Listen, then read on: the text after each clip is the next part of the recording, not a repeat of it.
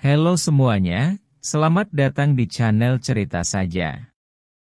Cerita hari ini tentang anak yang ingat bagaimana mereka datang ke dunia. Seperti cara masuk ke perut ibu. Dan beberapa hal yang serupa. Ini adalah anak-anak yang memiliki kenangan di dalam rahim. Mereka berbicara tentang memori ini sejak berusia 2-3 tahun. Ada beberapa berbicara sendiri, dan ada yang ditanya. Katakanlah Anda tahu bagaimana Anda datang ke dunia ini? Kemudian dia mulai berbicara panjang lebar. Ada banyak kasus seperti ini di seluruh dunia. Hari ini saya akan memperkenalkan kepada Anda beberapa kejadian yang sangat klasik. Apa itu ingatan dalam rahim? Tempat seperti apa yang digambarkannya? Kasus pertama adalah seorang anak laki-laki berusia 5 tahun dari Jepang. Ketika dia berusia 4 tahun, suatu hari ibunya bertanya padanya. Katakan padaku apa yang ada di perut ibu? Dia jawab di situ gelap dan tidak ada suara. Dia bertanya bagaimana Anda berakhir di perut ibu? Dia berkata sebelum datang ke perut ibu, di tempat yang ada banyak gedung-gedung tinggi. Dia tinggal di sebuah kamar di antara gedung tinggi itu, dan selain dia ada 2 bayi kecil. Dan saat itu dia berusia 4 tahun. Dan mengenakan gaun yang sangat istimewa. Di atas dada dan lengan ada garis-garis hitam dan putih. Warna pelangi di bawah dada. Ruangan itu penuh dengan mainan. Dia dan 2 bayi kecil ini bermain dengan mainan ini setiap hari dan sangat senang. Lalu tiba-tiba suatu hari anak ini menerima surat. Surat itu mengatakan, "Aku telah menemukan keluarga untukmu. Anda dan termasuk 2 bayi kecil itu, akan membentuk keluarga beranggotakan 5 orang, dengan sepasang orang tua. Dan kamu adalah anak pertama." Surat itu mengatakan demikian. Saat bermain dengan 2 bayi kecil ini, kedua bayi kecil itu telah memberitahunya, bahwa mereka pernah berada di perut ibu sebelumnya tetapi dikirim kembali, dan tinggal di rumah ini. Kemudian anak ini keluar dari gedung ini, ketika dia keluar dia ingat langit sangat gelap, gelap gulita di mana-mana. Seorang pria berdiri di luar pintu, bayangan gelap tepatnya. Karena dia tidak bisa melihat dengan jelas, tapi dia ingat pria itu mengenakan syal hitam. Syal ini hanya menutupi mulut, mengenakan topi hitam. Topi ini memiliki pola hitam dan abu-abu muda di atasnya. Pria ini juga membawa tas coklat di tangannya. Dia tidak pasti orang ini laki-laki atau perempuan. Tapi dia instingnya berkata orang ini seorang laki-laki, dan orang ini tidak berbahaya. Setelah dia turun, pria berbaju hitam mengeluarkan tongkat kecil dari tas. Seperti tongkat ajaib. Tapi dia bilang itu bukan tongkat yang sama dengan Harry Potter. Bentuknya sangat istimewa, dan ada pola di atasnya. Orang ini menggoyangkan tongkatnya, dan berkata kamu bisa pergi. Akhirnya dia berubah menjadi seorang bayi. Ketika berada di ujung jalan, dia melihat sebuah lubang, dan masuk ke lubang itu. Dia mengatakan di dalam lubang gelap gulita, tidak bisa melihat apa-apa, lebih gelap dari luar. Tapi dia mencium semua jenis bau. Ini adalah bau dari segala macam hal yang lezat. Baunya seperti kue, baunya seperti takoyaki. Selain bau ini, dia mengatakan bahwa pada awalnya lubang ini, tidak ada suara sama sekali. Tapi kemudian tiba-tiba aku mendengar suara. Suara nyanyian. Dia mendengar seseorang menyanyikan lagu Happy Birthday to You, Happy Birthday to You. Dan ini merupakan bagian paling menakutkan dari cerita tersebut. Karena menurut ibu anak itu, dia hamil dengan bayi ini tepat di sekitar hari ulang tahunnya. Dan di hari ulang tahunnya, banyak orang yang merayakan ulang tahunnya, menyanyikan lagu Happy Birthday. Dan yang paling penting makanan hari itu adalah kue dan takoyaki. Yang dideskripsi adalah adegan ulang tahun ibunya. Anak ini mendengar lagu dan mencium bau makanan. Dan kemudian setelah ibu ini melahirkan anak pertama, dia melahirkan 2 anak lagi, dan benar-benar membentuk keluarga 5. Jadi menurut anak ini, keluarga 5 orang ini sudah dipesan sebelumnya. Ini adalah kasus pertama dari ingatan dalam rahim. Kasus kedua adalah kasus terkenal di Jepang. Seorang gadis kecil berumur 8 tahun, pada saat dia berumur 2 tahun 4 bulan, suatu hari dia memberitahu ibunya, akan memiliki seorang bayi. Tetapi ibunya tidak terlalu peduli. Alhasil, keesokan harinya si anak berkata lagi, "Bu, kamu benar-benar bisa punya bayi." Ibunya mulai merasa sedikit aneh. Pada hari ketiga, gadis kecil itu melukis di rumah, dan menggambar seorang anak. Ibunya bertanya siapa itu? Dia bilang itu bayi di rahimmu. Ibunya bilang aku tidak punya bayi di perutku. Anak perempuannya bilang ada. Seminggu kemudian, ibunya mengetahui bahwa dia hamil. Kemudian ibunya bercanda bertanya, ini adik laki-laki atau perempuan?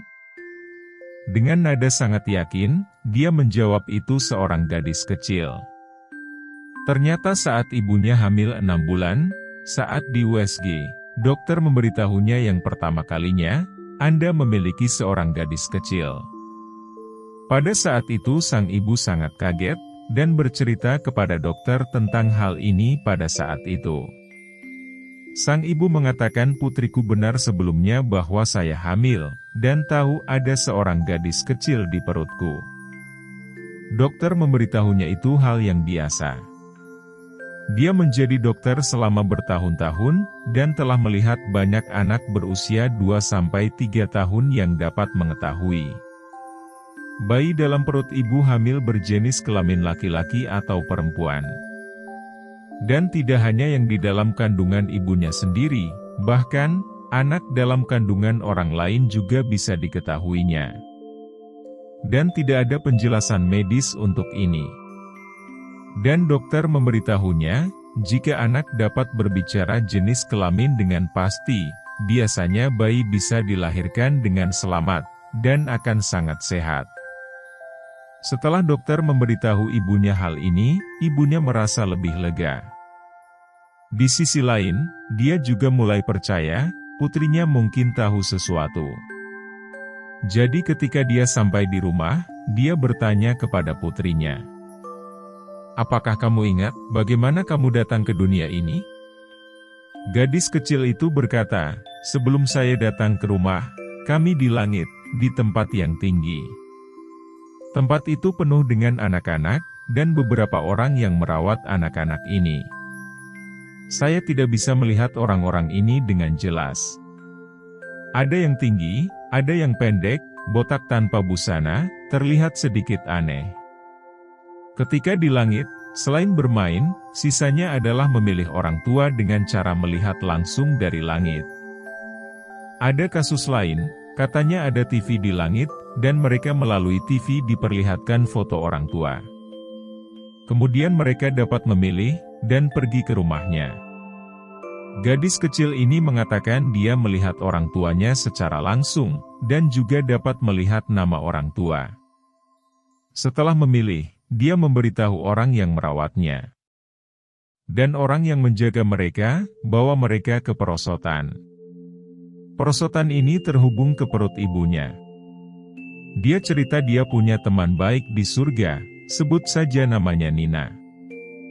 Dia dan Nina ini sama-sama memilih ibu yang sama. Dan mereka berkata di perosotan, lihat siapa yang masuk ke perut ibu duluan. Mereka berdampingan turun bersama. Sambungan cerita anak ini mulai membuat orang tuanya merasa kaget dan keringat dingin. Dia bercerita, Pertama-tama dia luncur dengan cepat, kemudian semakin lambat dan macet. Dia hanya bisa melihat Nina ke perut ibu. Dan dia tidak bisa bergerak, orang yang merawatnya membawanya kembali ke langit. Omong-omong Anda sekalian mungkin kurang lebih bisa menebak mengapa orang tuanya terkejut. Dalam ingatan gadis ini, seorang anak adalah yang pertama di dalam rahim ibu. Dan kenyataannya adalah bahwa ibunya hamil sekali sebelum melahirkannya. Anak itu sekitar 1,5 tahun lebih awal dari anak ini. Itu adalah kehamilan pertama ibunya, tapi di minggu ke-9 kehamilan tiba-tiba keguguran. Kemudian, orang tuanya berkeringat dingin. Dan bertanya, bagaimana kamu tahu ada anak di depan?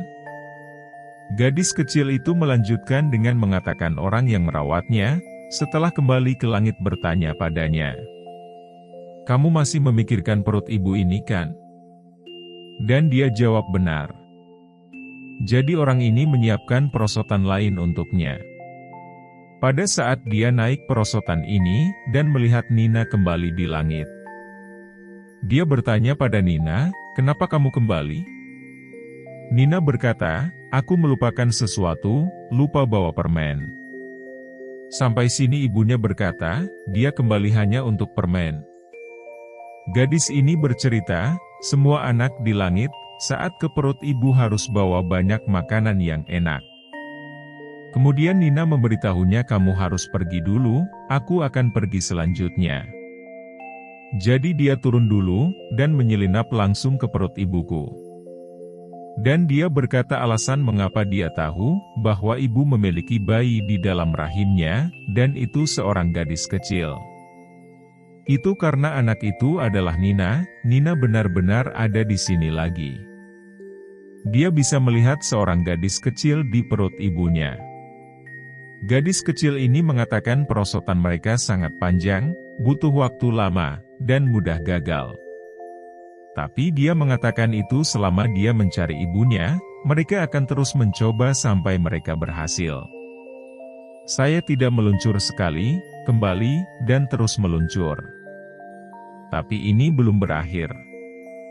Tahun 2018, saat anak ini berumur 4 tahun, dan Nina sudah 1 tahun.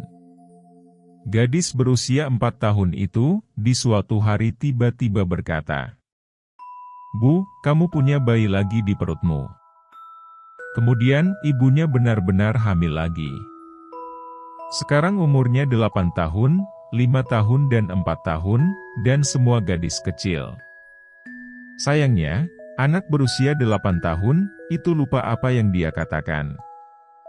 Sekitar pada umur 6 tahun, dia mulai melupakan kenangan ini.